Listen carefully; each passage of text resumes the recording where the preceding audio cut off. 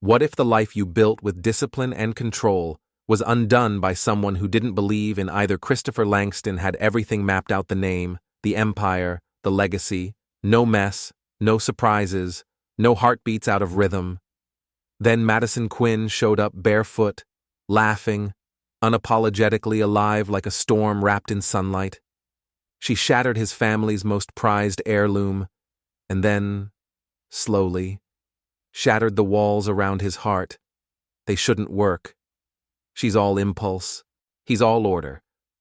But something about her made him question everything. Was it just bad timing and chemistry, or was it fate? Can love rewrite the script of a man who's lived his whole life by the book? And can a woman who's always run from expectations finally stay? If you believe that sometimes the wrong person is exactly what your heart has been waiting for, like, share and subscribe to Shining Stories. Because this isn't a love story built on perfection. It's one born from the beautiful wreckage of being real. Now, let's begin. The moment the delicate porcelain struck the polished marble floor of the Kingsley Manor, a sound sharp as lightning fractured the air. An eerie stillness swept over the room, replacing laughter and clinking glasses with a collective inhale. It was the kind of silence that held its breath. Among the stunned guests, draped in diamonds and designer suits, stood Christopher Langston, 42 years old, his posture stiff as stone.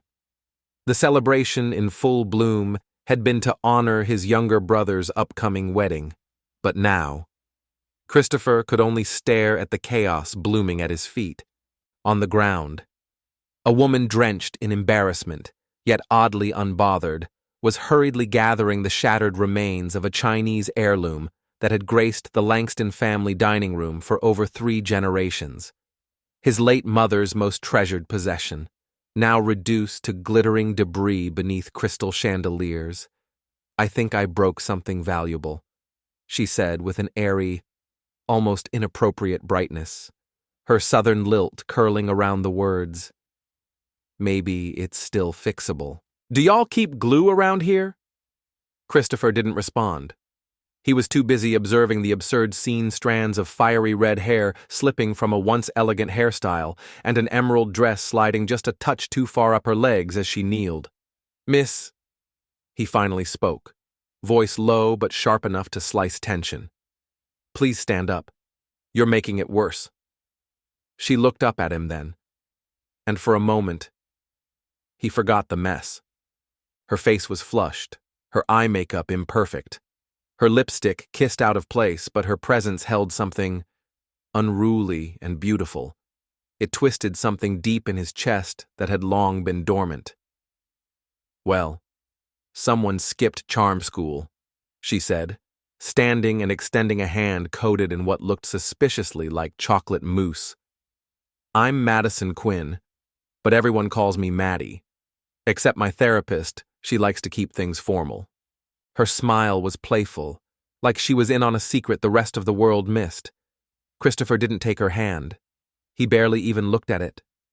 "Christopher Langston," he said with restrained formality. "I run Langston International, and I'm the older brother of the groom." Her eyes lit up. "Oh, that Christopher, the one Claire's always warning us about," she said, leaning in just a little. "I'm her sister, the one everyone hopes won't show up." She laughed, unapologetic. Everything about her was the opposite of Claire. His brother's fiancée, graceful, composed, deliberate. Madison felt like wind blowing through a window you didn't realize was open. "I should inform the staff," Christopher said stiffly, stepping back. But before he could turn away, her voice caught him carefree but disarmingly sincere. "You know, you carry yourself like someone who's forgotten what joy feels like, against better judgment." He turned back. "And you think you've figured me out in, what, 2 minutes?" Madison moved closer, her eyes bright with amusement. "I didn't need 2. 1 was enough." Then she leaned in slightly, her perfume soft and citrusy, like sunlight through an open window. But don't worry. I specialize in waking up people like you." And with that, she walked off, leaving Christopher Langston, a man who controlled billion-dollar deals without blinking, completely and utterly speechless. Across the room, the groom watched it all unfold with a slow-building grin. Across the room, Jackson caught Christopher's eye and mouthed a silent sorry before disappearing into the crowd. Christopher adjusted the cuffs of his shirt, let out a controlled breath, and headed toward the bar. He needed something stronger than patience, perhaps a double bourbon or a miracle. What he certainly did not need was the memory of Madison Quinn's green eyes, bright and wild, still playing tricks with his heartbeat. There were nearly 3 full months until the wedding, 90 days of navigating this chaos in heels. Christopher Langston did not have time for this circus. As the head of Langston Global, a multinational tech conglomerate recently valued at over $80 billion, Christopher's life was scheduled down to the minute. 15-minute blocks dictated his day-morning briefings, quarterly reviews, late-night calls with investors in Dubai. A massive merger with a firm in Zurich was hanging by a thread, and the board was already grumbling about his aggressive pivot towards sustainable energy. And yet, here he was, sitting in a bakery that looked like it had been decorated by a sugar-high child with unlimited access to glitter glue. Soft pastels coated every surface. The air smelled of buttercream and vanilla. Across from him, Madison was enthusiastically devouring a tiny plate of cake samples, like a woman who hadn't eaten in days. Holy moly. She sighed, closing her eyes in theatrical ecstasy as she chewed. This one tastes like joy and sin had a baby. Christopher blinked. "Excuse me." She pointed to a slice topped with sugared flowers, champagne and elderflower. "I might propose to this cake." The elderly couple seated nearby exchanged scandalized glances. Christopher cleared his throat and leaned forward. "Miss Quinn." Must we traumatize the elderly? Madison licked frosting from her fingertip, slowly, deliberately, never breaking eye contact. Must you suck the fun out of every room you enter? "Mr. Langston." It had been exactly 2 weeks since she'd shattered the family heirloom. 2 weeks since fate and Jackson's emergency business trip to Tokyo had inexplicably assigned him as her wedding planning companion. Emma, ever the diplomat, had pleaded with him to escort her sister, and somehow he had agreed. "Remind me again," he muttered, glancing at his watch. "Why these meetings couldn't be moved?" "Because, Ebenezer," she replied sweetly. "Top-tier vendors in Charleston are booked 1.5 years in advance. Emma and Jackson were lucky to get these slots. Now hush and try this." She pushed another plate toward him. Lavender honey with edible gold leaf. It's practically poetry. Against every instinct in his body, he accepted the offered forkful. The cake melted on his tongue, subtle, elegant, balanced. He gave nothing away, but Madison's triumphant grin told him she saw through his stoic mask. "I knew it," she teased. "Mr.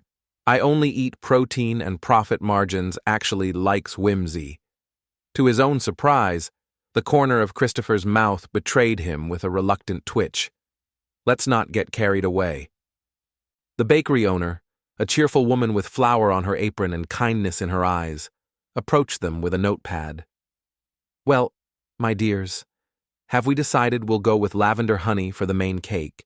Madison said confidently, "and champagne elderflower for the groom's cake. Also, could you still do that sugar sculpture of the Charleston skyline we discussed? Emma will cry happy tears." Christopher's eyes widened. "Perhaps we should review the cost before committing." "Oh, don't be so dramatic." Madison cut in, waving him off. "You've got more money than God. Let your baby brother have a wedding people will talk about for years." He opened his mouth to protest, then closed it again. Somehow, with frosting on her cheek and sunlight in her smile, she made extravagance feel Right. The moment they stepped out of the sugar-scented bakery, the crisp autumn breeze wrapped around them like a silk scarf. The golden hour sunlight draped the streets of Charleston in a warm, honeyed glow. Madison glanced at her phone, thumbing through the schedule her sister had crafted down to the minute. "Next up, flowers on Middleton Street," she said, squinting at the screen. "Then we do the final dress fitting. Don't worry," she added with a grin. "I brought a blindfold for that part. No need for your fragile sensibilities to suffer." "I have a call at 3, Christopher said, already pulling out his phone to summon the car. "Investors from Berlin." "Cancel it," Madison replied, her fingers curling gently around his wrist. The contact was brief but electric, unexpected, uninvited, and undeniable. This is your brother's wedding, not just another item on your to-do list. Maybe show up for it like it matters. Christopher hesitated, torn between his well-worn armor of efficiency and the strange pull this woman seemed to exert without even trying. Madison Quinn didn't orbit his world. She disrupted it. The women he typically encountered in business or at high-profile events wore ambition like perfume, but she seemed immune to the performance. "Fine," he said at last, resigned. "But we're taking my car." "Oh, naturally." She rolled her eyes. Heaven forbid Mr. Langston steps foot on public transportation like a mere mortal.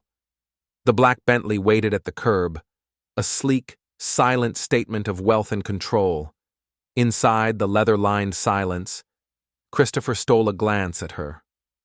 Today, she wore worn jeans, real ones, not the overpriced kind, an old band shirt with faded letters, and a cardigan that looked more like a memory than a purchase.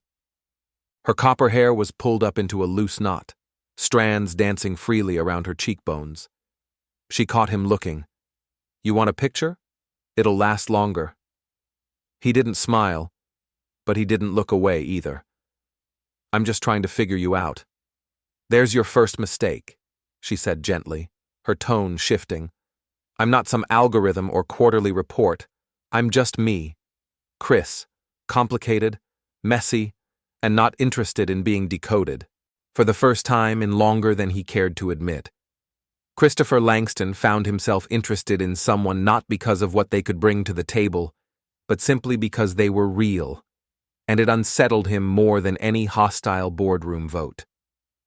Later that evening, the Langston estate loomed before them, sprawled across a dozen acres of ocean-kissed land. The main house, a graceful fusion of colonial charm and contemporary design, stood proud against the Atlantic, its windows catching the soft blush of sunset. Christopher checked his watch again. 6:25. Family dinner would begin promptly at 7, and punctuality in the Langston household was treated as law. Inside, the long mahogany table had already been set, the silver polished, the candles lit. His mother, Margaret Langston, was a figure carved out of old Charleston society, poised, particular, and terrifyingly precise. These Friday night dinners had been her ritual for decades. A tradition started when he and Jackson were boys. But tonight was different.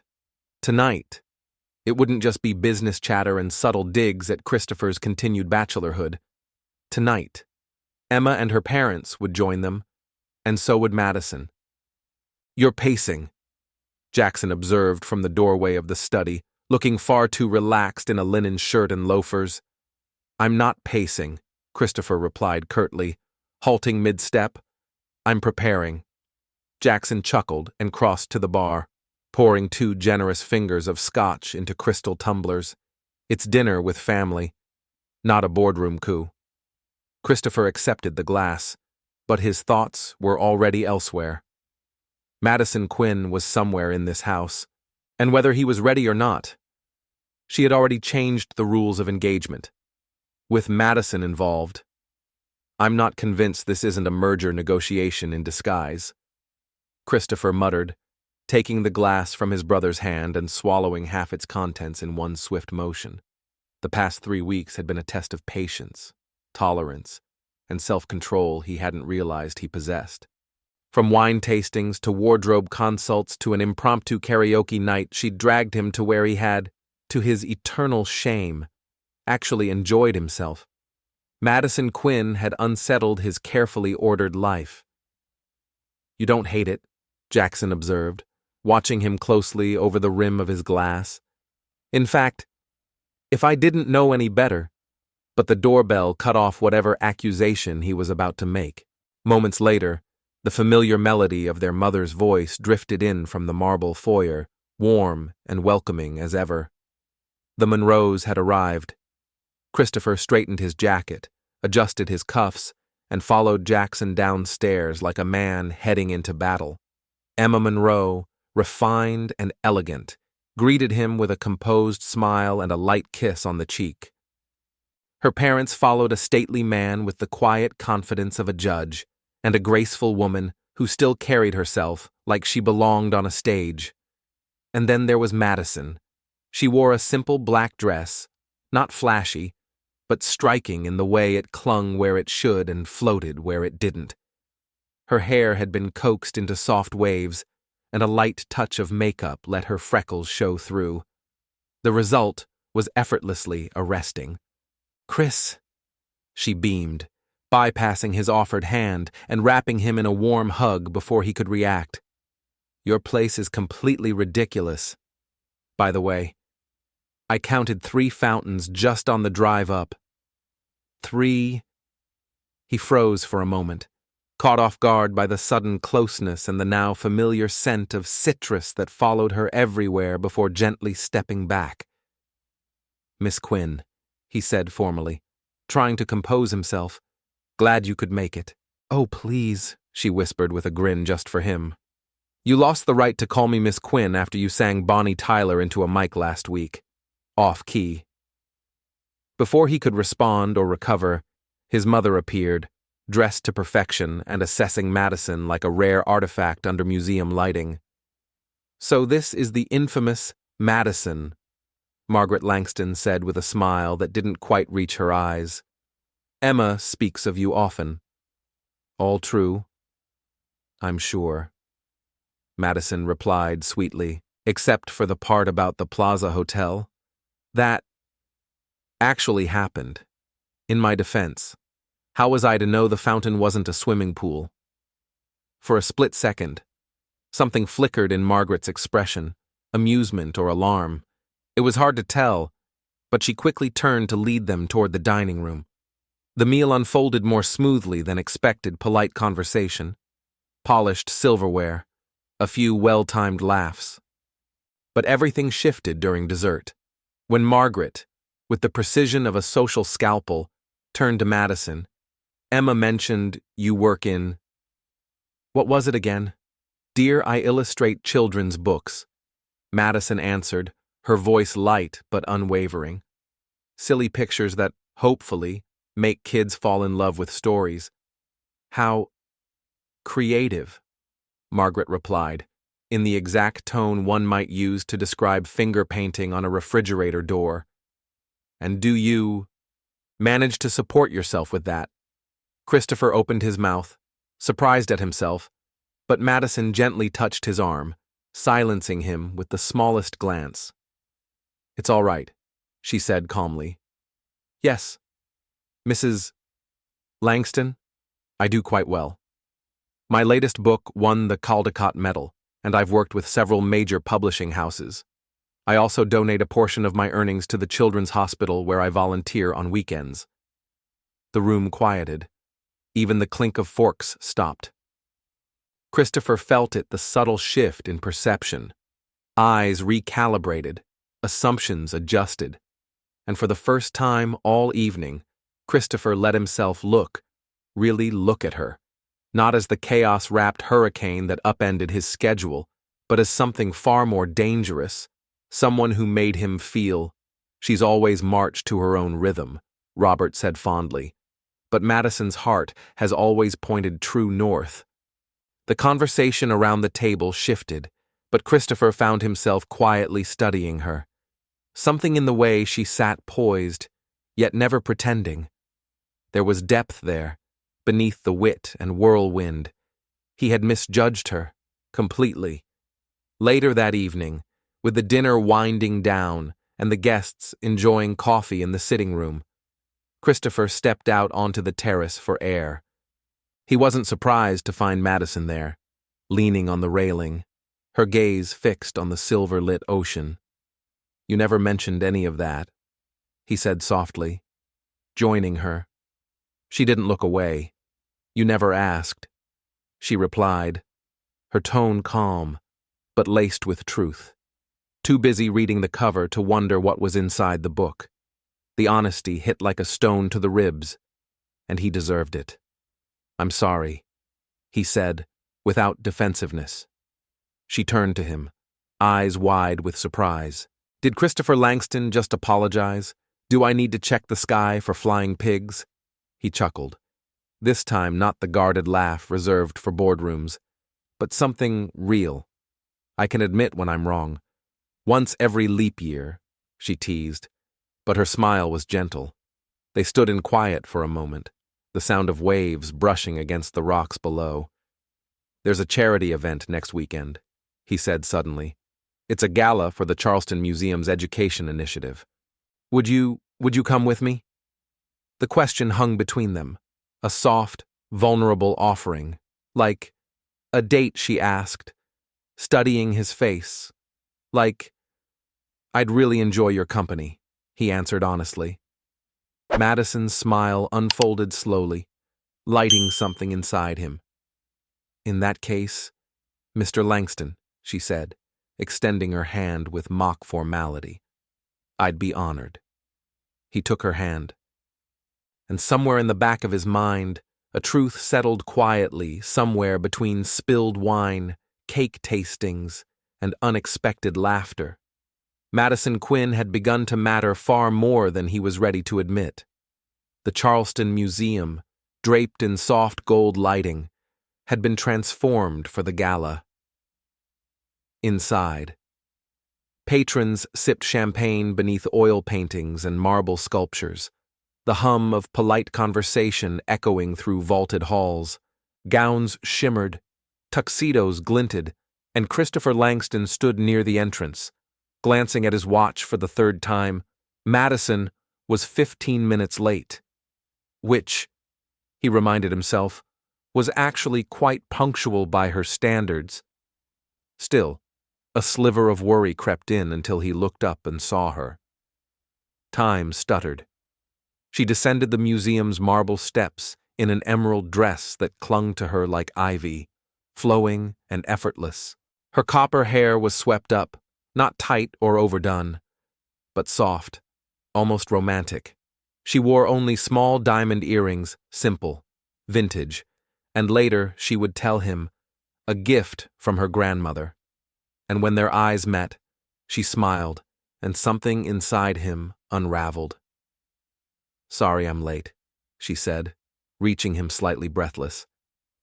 "My cab driver decided to take the scenic route and tell me all about his conspiracy theories involving crop circles and Bitcoin." "You could have called," he said. Then winced. He sounded more like a fussy uncle than a date, and Miss Jorge's full analysis of the Federal Reserve never... She grinned, slipping her arm through his. Despite himself, Christopher smiled. "You look..." He paused. "You look beautiful, Madison." Her eyes widened slightly, and for the first time that evening, she seemed unsure. A soft pink touched her cheeks. "You clean up all right yourself, Mr. Langston?" As they walked into the glittering room. Christopher was keenly aware of the eyes that followed them, the curiosity, the whispers. He didn't care. For once, he wasn't calculating impressions or reputations. He was just a man walking beside a woman who'd turned his entire world slightly off its axis and made it better for it. Charleston's most unapproachable bachelor, known more for his boardroom victories than ballroom appearances, arriving arm in arm with the wild-hearted sister of his future sister-in-law. The gossip columns would feast for weeks. Strangely, Christopher didn't care. "Mr. Langston," came a familiar voice. We're honored to have you this evening. Dr. Miriam Hollis, director of the Charleston Museum, extended her hand warmly. The pleasure's mine, Christopher replied, shaking it firmly. May I introduce Madison Quinn? She's a Caldecott-winning illustrator of children's books. He surprised himself with the pride that slipped into his voice. Dr. Hollis's eyes lit up. Miss Quinn, your work is remarkable. That watercolor series for Moonlight Tales, it brought such quiet magic to our storytime program. Madison's eyes sparkled. Thank you. That project was close to my heart. We're creating a new children's wing, the director added. We'd be thrilled if you'd consider consulting with us. As they fell into conversation, Christopher stood beside Madison, watching her come alive, animated, thoughtful, her gestures full of energy as she spoke about the power of art in shaping young minds. He found himself mesmerized. This woman, who had once barreled into his life like a late summer storm, was now revealing something deeper. Perhaps it had always been there. He just hadn't looked close enough. Dinner gave way to dancing. Soft jazz filled the air as chandeliers glimmered above. When he took Madison's hand and led her to the floor, she moved with ease and quiet rhythm. Years of ballet. She murmured as he twirled her. Mom's idea of grace training. I quit at 16 to join a modern troupe. Nearly gave her a stroke. Christopher smiled. I'm starting to think there are more layers to you than I can count. Madison raised an eyebrow. Whereas Christopher Langston is exactly what he seems. A perfectly tailored machine who thinks in charts and speaks in percentages. He let out a breath of amusement. Is that truly how you see me? She looked at him then, all laughter gone, her gaze steady and soft. No, she said, not anymore. For a brief, weightless moment, the world around them seemed to still just long enough for possibility to bloom in the space between their hearts. Then, thunder cracked across the sky. The museum windows rattled as wind howled against the glass. Rain began to fall. Sheets of it, loud and insistent. Ladies and gentlemen, an event coordinator announced. A severe storm warning has been issued. Please begin arranging for transportation home. The crowd began to scatter in murmurs and motion, silk gowns and polished shoes disappearing into the sound of rain. I should get you home, Christopher said, letting her go reluctantly. Outside, the storm had transformed the city into a painting light smeared by raindrops, reflections puddled on cobblestone. They dashed to the waiting Bentley, both soaked by the time they slammed the doors shut. Madison's laughter rang out, rich and unfiltered. Water clung to her lashes like diamonds, her dress pressed to her skin, her cheeks flushed. Christopher couldn't help but stare. Where to? Miss Quinn, he asked, voice low as the engine purred to life. She paused, then, with quiet certainty, said, Your place is closer. Right. Their eyes locked in the dim interior of the car. Rain tapped against the roof like a heartbeat.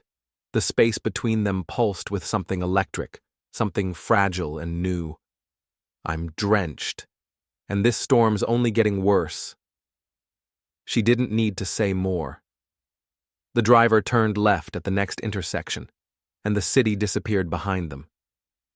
The space between them thrummed, not just with the storm shaking Charleston's skyline, but with something quieter, more dangerous, unspoken, unpredictable. As you wish, Christopher murmured, his voice rougher than he intended.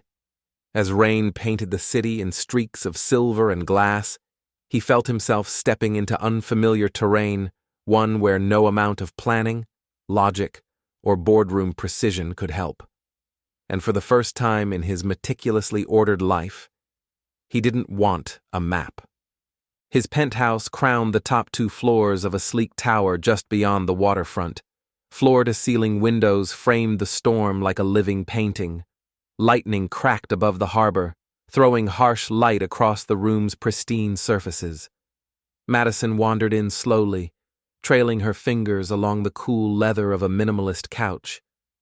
"It's exactly what I imagined," she said, her tone teasing, modern, expensive, and completely terrified of personality. He raised an eyebrow and tossed her a white towel. "I prefer the word curated." "Of course you do," she laughed, dabbing her hair. "Let me guess you paid a ridiculous amount of money to some fancy designer to make it look like you don't actually live here. I'll have you know, this place was featured in Architectural Digest last spring," he replied, a little more defensively than he meant to. "Oh, well," she said, her grin returning. "If the magazine approves. Who am I to question your taste in sterile perfection?" She moved toward the windows, her damp gown catching the light, clinging to her figure in a way that made Christopher's breath hitch slightly. He cleared his throat. "You should change. Let me find something dry." 10 minutes later. She emerged from the guest bathroom in one of his old college t-shirts and a pair of sweatpants rolled up several times at the waist. Her hair was now pulled into a lazy topknot, her face bare of makeup. She looked breathtaking. Much better. She sighed, curling her legs beneath her on the sofa. "Though I'm 90% sure these sweatpants cost more than my rent." Christopher, now in jeans and a soft button-down, handed her a glass of wine. "I think you're exaggerating." "Fine. Half my rent," she said, smiling as she accepted the glass. They sat like that for a while, quiet, content. The storm tapped against the windows like a lullaby in another language. Then Madison broke the silence. "You know," she said thoughtfully, "for someone who supposedly couldn't stand me at first, you've been unusually gracious tonight." Christopher sipped his wine with practiced calm. "I never hated you." "Oh, please." She scoffed. "You looked at me like I was a smudge on your imported Italian shoes." "Well," he countered, "you did destroy a priceless heirloom while making jokes about glue. Details," she said, waving a hand. "The point is you've been different lately. Almost human. Maybe you're just seeing the real me," he said, his voice softer now. She looked at him over the rim of her glass. "And what if I like what I see?" The air between them tightened, charged with something fragile but fierce. Possibility, maybe, or risk, or both. But before either could say more, Christopher's phone buzzed on the coffee table. He glanced at the screen and frowned. "It's Jackson. I should answer." He stood, walking toward the hallway. Madison remained on the sofa, her fingers tightening around the wine glass, heart pounding for reasons she hadn't dared name until now. Madison sat in quiet reflection, her gaze drifting between the glass wall and the storm beyond. Lightning stitched across the sky, illuminating Charleston's harbor in fractured silver. She wasn't sure what was more overwhelming, nature's display or the swirl of feelings inside her. Just a few weeks ago, she had pegged Christopher Langston as exactly the kind of man she spent her life avoiding: cold, calculated, emotionally vacant. Yet here she was, curled up on his sofa, wearing his clothes, her heart beating a little too fast for comfort. When he returned to the room, his expression had shifted. Serious, troubled. "Everything all right?" she asked, sitting up slightly. "Not exactly," he said, dragging a hand through his hair. The carefully styled waves fell out of place, softening him in a way that caught her off guard. "Jackson and Emma. They've decided to postpone the wedding." Madison sat upright, the wine glass forgotten on the coffee table. Why? What happened?" "They've been clashing on some pretty big things," Christopher said, sinking onto the sofa beside her. "Emma wants to start a family right away. Jackson wants to wait until the Tokyo office is fully operational. They've decided to take a step back, reevaluate. Madison's breath caught in her chest. "Oh no," she murmured. "I should call her. Jackson said she's spending the weekend with your parents." She asked for space. Madison nodded, biting her lip. That sounded like Emma. When things got hard, she needed solitude to process like a storm that gathered silently before it broke. Christopher was quiet for a moment, then said, almost to himself, "This complicates things." "You mean the wedding planning?" she asked. "No," he said, looking at her now, his eyes clear, direct, and intense. "I mean, this... us." Her heart thudded against her ribs. Is there an us? Christopher, instead of answering. He reached up and gently tucked a damp curl behind her ear, his fingers brushing her cheek and lingering just a second too long. Her breath hitched. "There shouldn't be," he said softly. "You're nothing like the women I usually date. You're unpredictable, spontaneous, always pulling me off script, half the time. I don't know what you'll say next." "Wow," she breathed, eyes wide, romantic, really laying it on thick. But he leaned in closer, his voice growing more vulnerable. "I can't stop thinking about you. The way you light up when you talk about stories. Your laugh. The way you see the world full of wonder, like it still deserves saving." Madison swallowed hard, suddenly unable to speak. "If that's your version of a heartfelt confession," she whispered, "you may need professional help." He laughed, then a real one, and for a brief moment, it felt like they were the only two people in the world. "I've been told emotional expression isn't exactly my strength." "Shocking," she said dryly, even as she leaned toward him, drawn by something both terrifying and inevitable. When their lips finally met, it was like a key turning in a lock she hadn't known was there. The kiss started soft, uncertain, then deepened, the storm outside mirroring the one unfurling inside them. Her fingers found his hair, and for one suspended breath, the world slipped away. Thunder cracked overhead, breaking the spell. They pulled apart slowly, breathless, blinking. "Well," Madison said, trying to steady her voice. "That was unexpected," he offered, his composure still finding its footing. "I was going to say inevitable," she replied, a slow smile blooming on her face.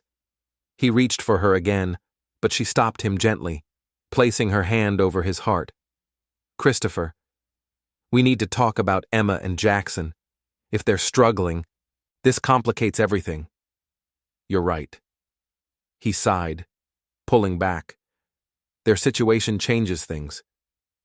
The unspoken truth hovered between them if Emma and Jackson couldn't find their way back to each other. What did that mean for the two of them? One step at a time.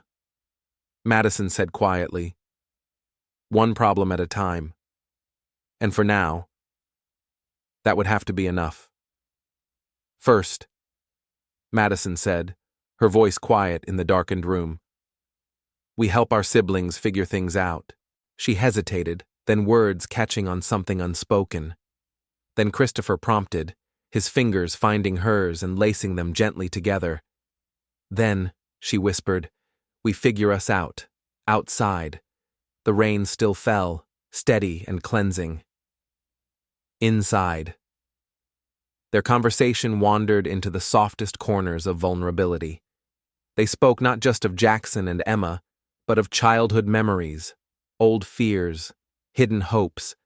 For the first time in his life, Christopher Langston dropped his guard and spoke aloud of the weight of legacy, of a father whose expectations had no ceiling, of a mother whose affection came only in carefully measured doses. And for the first time in her life, Madison Quinn felt seen not as the mess, the misfit, the one who never quite followed the script, but as someone worthy of being understood. By the time the first pale light of morning spilled across the Charleston skyline, the storm had passed, and so had something in them. Something had shifted. Quietly. Permanently. They hadn't meant for this to happen. But now that it had, the thought of losing it was unbearable. 1 month later, autumn had fully claimed Charleston. The leaves had turned to flame scarlet, gold, and rust, and the air carried a crispness that hinted at the winter ahead. Christopher sat on a wooden bench near the lake in Hampton Park, pulling at the collar of his sweater, though the breeze was gentle. He glanced at his watch again more out of habit than impatience. "You're fidgeting," Jackson said, appearing beside him with that maddening calm he always carried. "I'm not fidgeting," Christopher replied quickly, lowering his hands. "I'm thinking." Jackson gave him a knowing grin. "Thinking about how Madison Quinn somehow turned my emotionally constipated older brother into a man who buys novelty refrigerator magnets." Christopher gave him a sidelong glance. "I run a multinational firm. I am not domesticated," says the man who drove 6 hours to Raleigh just because she mentioned craving a specific bakery's blueberry muffins. Christopher said nothing. There was no defense. The last month had been a quiet revolution. Madison had become part of his days and his nights. His apartment now bore her fingerprints, a bright scarf flung over the back of a chair, sketchbooks left open mid-idea, a cactus in the kitchen she'd named Frank. More than her things, she had taken root in his routines, in his thoughts, in his guarded heart. "Have you talked to Emma?" he asked, shifting the topic. Jackson's expression softened. "Last night. We're meeting again this afternoon. To talk. Really talk." Ever since the wedding was put on hold, the Langston and Monroe siblings had found themselves forming an unlikely support system. Madison had quietly steadied her sister, offering reassurance without pressure. And Christopher, to his own surprise, had done the same for Jackson, listening without agenda. And Christopher pressed. Jackson drew in a breath. "And I'm going to tell her the truth, that I've been a fool, that I love her more than any company, any plan, any timeline. I want what she wants, whatever it looks like, as long as it's with her." Christopher clapped a hand on his brother's shoulder. "That's the right call." Jackson glanced sideways. "And what about you and Madison? Are you finally going to tell her how deep you're in?" Before Christopher could answer, his phone buzzed. A text lit up the screen from Madison. "Operation Lovebirds in motion. Emma en route to the garden. Prepare your brother for full emotional grovel."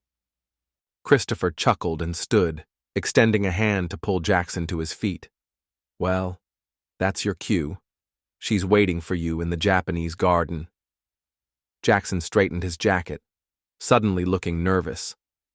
"Does she even know I'll be there?" Madison told her. "It's just sister time," Christopher said, smiling. "Now go remind her why she fell for you in the first place." "You've got this," Christopher said, giving Jackson a light nudge down the winding garden path. "The rest is yours to figure out."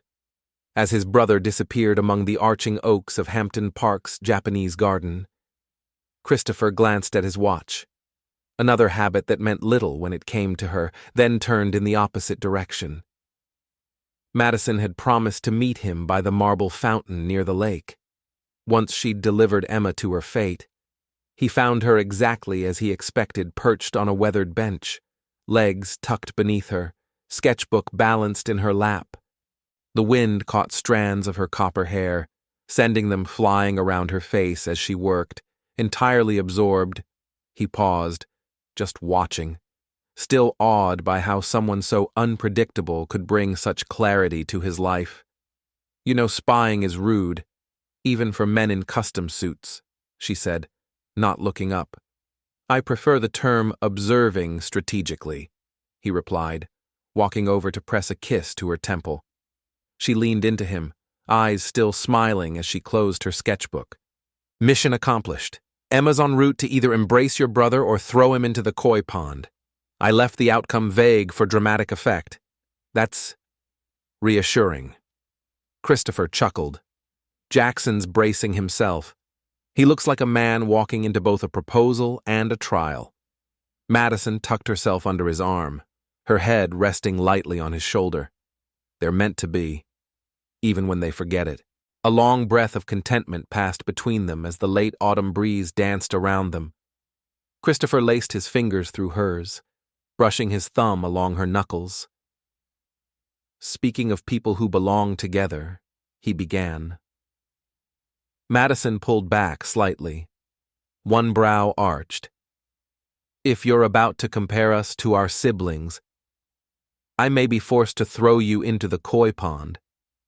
I was actually going to suggest something permanent. Her teasing faded as she saw the flicker of something deeper in his eyes. He reached into his coat pocket and drew out a small velvet box. Madison's breath caught. Christopher, what are you doing? Something wildly uncharacteristic, he said, flipping open the box to reveal a vintage ring and emerald at its center, framed by two delicate diamonds. Which feels right, considering that's what you've been to me from the start. Wild, unpredictable, exactly what I never knew I needed. We've only known each other 2 months, she whispered, staring at the ring as if it might vanish. And yet I've never been more certain of anything, he said, taking her hand gently. Madison Quinn, you upended everything I thought I wanted and gave me everything I didn't realize I was missing. Will you marry me? Tears shimmered in her eyes, catching the golden light. Are you sure? She asked, her voice barely above a breath. I'm still the girl who cannonballed into your family dinner and broke your mother's favorite vase, and you're also the woman who reminded me that a life without joy, without surprise, isn't really a life at all, he said. You're the woman I love, every unfiltered, chaotic, beautiful bit of you. A brilliant grin broke across her face. Well, when you put it like that. Instead of answering, she threw her arms around his neck and kissed him with such force that they nearly toppled off the bench. Christopher laughed into her mouth, holding her tightly. I'll take that as a yes, he said. Yes, she confirmed, eyes shining. Yes, yes, 1,000 times, yes. He slid the ring onto her finger, and she admired it, still beaming. Your mother might actually faint when she hears about this, Madison said. She'll recover. Christopher replied with a smirk. She's grown rather fond of you since you redesigned the children's wing at her hospital foundation. Art-based bribery, Madison said, nodding seriously. Never fails, sitting together by the marble fountain, with leaves swirling gently around them. Christopher and Madison were already sketching the outlines of their future, his mind spinning in timelines and spreadsheets, hers darting in colorful bursts of what if and why not. Then Christopher's phone buzzed. He glanced at the screen and smiled. It's Jackson. He showed her the message. She said yes. Wedding back on. Best man duties resume. Madison grinned. Should we tell them our news? Christopher shook his head, pulling her close into his side. Let's give them today. We'll have a lifetime for our own announcements. She leaned into him, eyes twinkling. Christopher Langston preaching patience, who are you? And what have you done with my emotionally rigid billionaire? I've been completely undone, he murmured, brushing a kiss against her hair, by a certain chaotic redhead, and I wouldn't change a thing. As the soft autumn sun washed the park in amber light, Christopher looked around and marveled at how drastically his world had shifted. When Madison Quinn had barreled into his life with clumsy charm and ink-stained fingers, he'd thought she was a disruption. She turned out to be the rescue he never saw coming. 6 months later, a short column in Charleston's Post and Courier made quiet waves among the city's elite. In a rare double ceremony that has Charleston society abuzz, 2 Langston brothers were wed yesterday at the family estate overlooking the harbor. Jackson Langston, CFO of Langston Global, married longtime fiancée Emma Monroe, while his older brother, CEO Christopher Langston, surprised guests by tying the knot with Madison Quinn, Emma's younger sister, and a nationally acclaimed illustrator of children's literature. Guests spoke of the elder Langston, usually known for his impenetrable stoicism, smiling unabashedly as Madison approached the altar, barefoot, in an unconventional emerald green gown. Margaret Langston, the family matriarch, was reportedly overheard saying, "Well, I suppose if anyone could thaw that man's heart, it'd be a Quinn girl." The couples honeymooned separately, Jackson and Emma in Paris, while Christopher and Madison embarked on what she called a beautiful mess of an adventure, refusing to plan anything in advance, much to her new husband's cautious dismay. When asked about the future, Madison Langston simply replied, "We're writing our story one unpredictable page at a time." 1 year later, Emma and Jackson welcomed twins, a boy and a girl. Jackson opened the Tokyo office but arranged to work remotely half the year, spending every spare moment with his family. Emma, radiant and calm, found joy in both motherhood and mentoring young dancers at a local academy.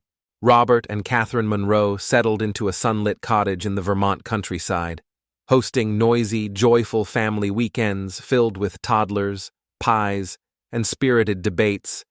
Even Margaret Langston, ever composed and immaculately dressed, surprised everyone by developing an unlikely closeness with her younger daughter-in-law. She even allowed Madison to redecorate parts of the estate in a manner I suppose is charming, she later admitted with the tiniest of smiles. As for Christopher and Madison, they built a life neither of them had imagined, but both deeply needed. Their Charleston penthouse was reborn, still structured and sophisticated in parts, but warmed by color, whimsy, and walls full of storybook sketches. It was a place where chaos and order didn't just coexist, they completed each other. 2 years after their wedding, they welcomed a daughter named Sophia. She had her father's sharp gaze and her mother's free-spirited laugh. Christopher read bedtime stories in voices he'd once reserved for boardroom presentations, and Madison illustrated each chapter of Sophia's life with magic and mischief. And somehow, in the beautiful tension between structure and spontaneity, they built something that felt like home. Christopher Langston, once the picture of discipline and control, now spent his evenings reading storybooks in a dozen different voices, each character more ridiculous than the last, while his daughter squealed with delight. He never flinched when finger painting turned into a full-body experience, even if it meant another designer shirt met its colorful demise. In the quiet stillness of late nights, with Madison sketching beside him and Sophia dreaming in the next room, he sometimes found himself reflecting. What if she hadn't shattered that vase at Jackson's engagement party? What if he'd stayed guarded, distant, too proud to see the wonder in the woman who'd quite literally crashed into his world? He didn't dwell long. Instead, he would glance across the room at the woman curled up in his sweatshirt, humming absent-mindedly as she added a purple dragon to a page of her next book, and offer a silent thanks. To fate. To chaos. To the moment his world was turned upside down, only to discover it had finally, truly fallen into place. Sometimes, the love that changes everything doesn't arrive with grand gestures or perfect timing. Sometimes, it crashes into your life in the form of spilled wine, ruined heirlooms, and unexpected laughter. Christopher and Madison weren't meant to be. Not on paper. He was precision. She was chaos. But somewhere between mismatched plans and spontaneous kisses, they found a rhythm only their hearts could hear. Not a perfect story, but a true one. A reminder that healing can come in the form of someone who sees the beauty in your brokenness. That joy can exist even when life doesn't go according to plan. That the most extraordinary love stories often begin with an accident. If this story moved you, if it made you smile, pause, or see a little of yourself in these imperfect hearts, don't keep it to yourself. Like this video to show your love. share it with someone who needs a little hope today, and subscribe to Shining Stories for more moments that speak to the soul. Because sometimes all it takes is one story to remind us what really matters.